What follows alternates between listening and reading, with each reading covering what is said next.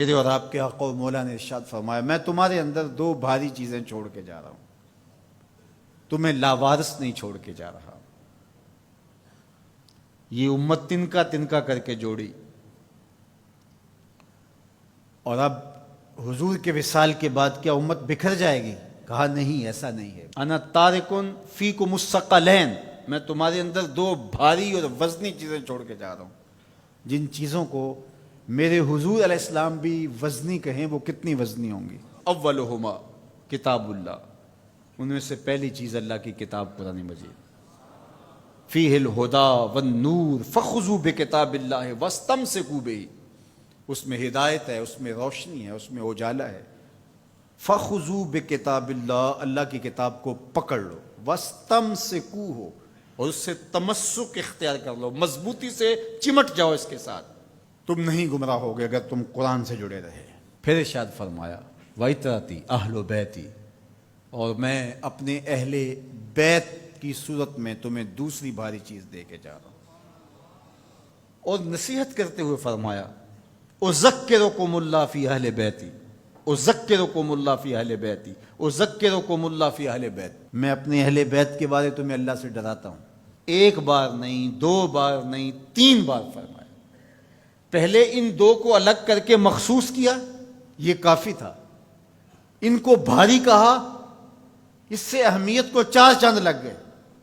اور پھر اذکرکم اللہ، اذکرکم اللہ، اذکرکم اللہ، ایک مرتبہ کہہ دینا کافی تھا، یہ تیسری اہمیت تھی، لیکن 3 مرتبہ کہہ کے کس احتیاط کے مرتبے پہ رکھا اہل بیت کو کہ کہیں تمہاری زبان معمولی سی لغزش بھی نہ کھا جائے۔ دیکھنا کہ میری اطرت کون ہے، ان کو نسبت کس سے ہے۔ ان دو کے دامن کو مضبوطی سے پکڑ لو، میں محمد ضمانت دیتا ہوں کہ تم کبھی بھی گمراہ نہیں ہو۔ لن تضلوا بعدی ابدا، تم کبھی بھی گمراہ نہیں ہو سکتے۔ میرے تو حضور نے ضمانت دی تھی کہ تم کبھی بھی گمراہ نہیں ہوگے، اور یہ امت 72-73 فرقوں میں بٹ گئی۔ حضور نے تو کہا تھا تم کبھی بھی گمراہ نہیں ہوگے، تو یہ 72 اور 73 فرقوں میں کیسے بٹ گئے؟ تو حضور نے ضمانت اس شرط پہ دی تھی کہ ان 2 چیزوں کو مضبوطی سے تھام لو، تم کبھی بھی گمراہ نہیں ہوگے۔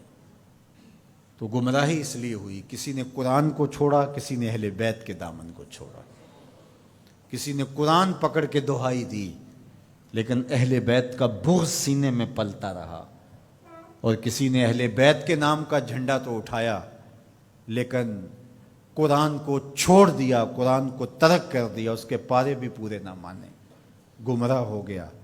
اسے مبارک ہو جس کے ایک ہاتھ میں قرآن ہے، ایک ہاتھ میں اہل بیت نبوت کا دامن ہے۔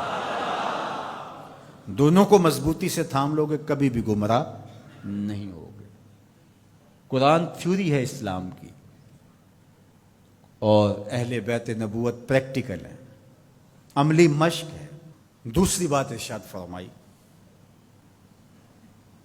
میرے اہل بیت کی مثال حضرت نوح علیہ السلام کی کشتی کی طرح ہے، جو اس پہ سوار ہو گیا نجات پا گیا، جو پیچھے رہ گیا غرق ہو گیا۔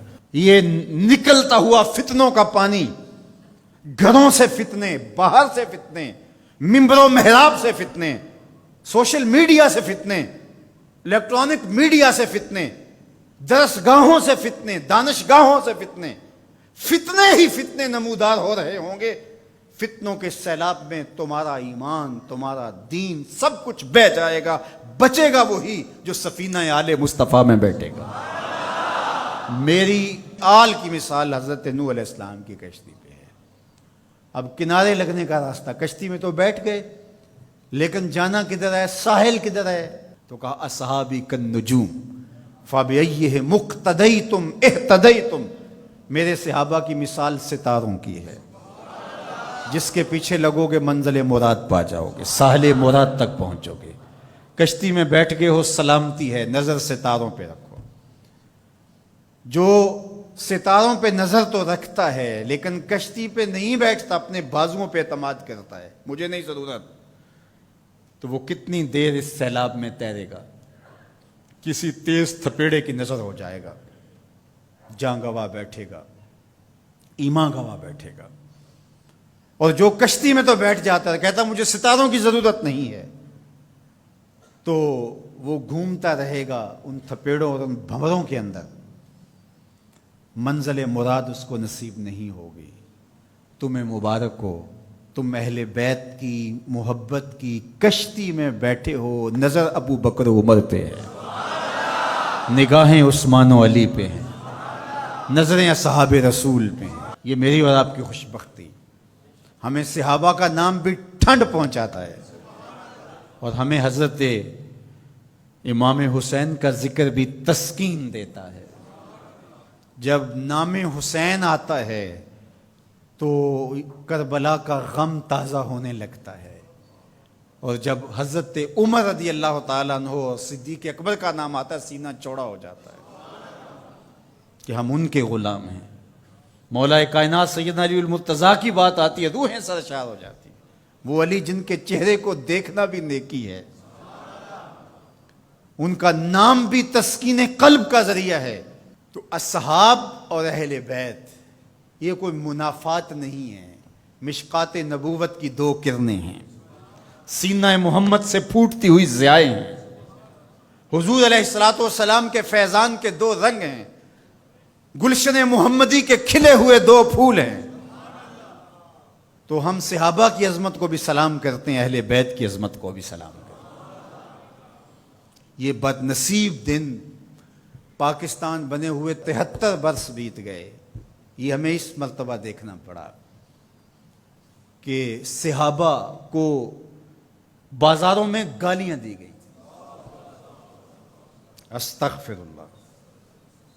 حضرت ابو بکر صدیق رضی اللہ تعالی عنہ سے لے کے حضرت امیر معاویہ رضی اللہ تعالی عنہ تک حضور کا ہر صحابی عظمتوں کا مینار ہے، رفعتوں کا بام عروج ہے، اور ان کی تعظیم اور ان کی تکریم ہماری زندگی کا حصہ ہے۔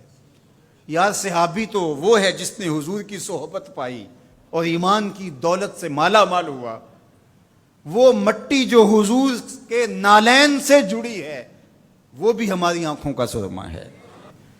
تو بات چل رہی تھی کہ یہ دین ادب کا دین ہے، لیکن بدقسمتی سے یہ باہر سے جو شرارتیں ہو رہی ہیں وہ تو ہو ہی رہی ہیں، لیکن ان دنوں میں جس پہ بات کی جا رہی ہے یہ تو کلمہ گو لوگوں کی کہانی ہے۔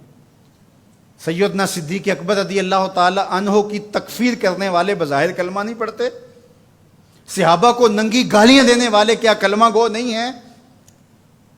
اور منبر پہ بیٹھ کے ایک طرف اسی اسلام آباد کے اندر حضرت سیدنا صدیق اکبر رضی اللہ تعالی عنہ کی تکفیر کی گئی، دوسری طرف اسی اسلام آباد کے اندر یزید کو حضرت یزید امیر المومنین کہا گیا اور اس کے قصیدے پڑھے گئے۔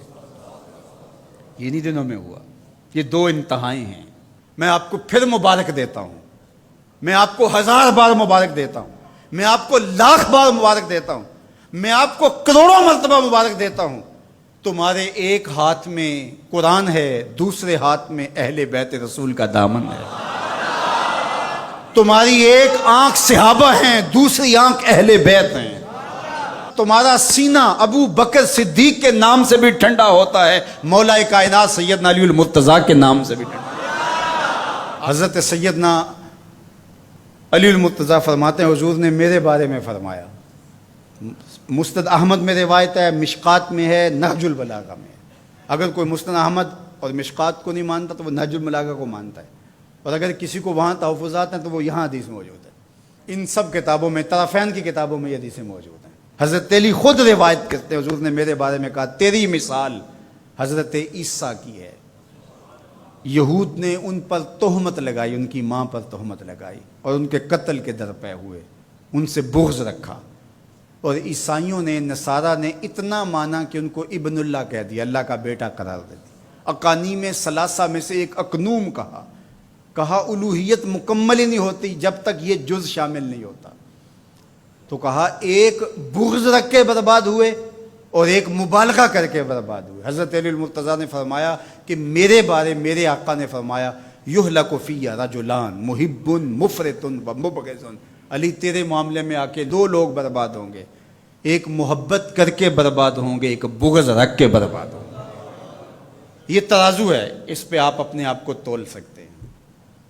کہیں حضرت علی کا نام دل میں کوئی رنجش، کوئی بے چینی، کوئی اضطراب پیدا تو نہیں کرتا؟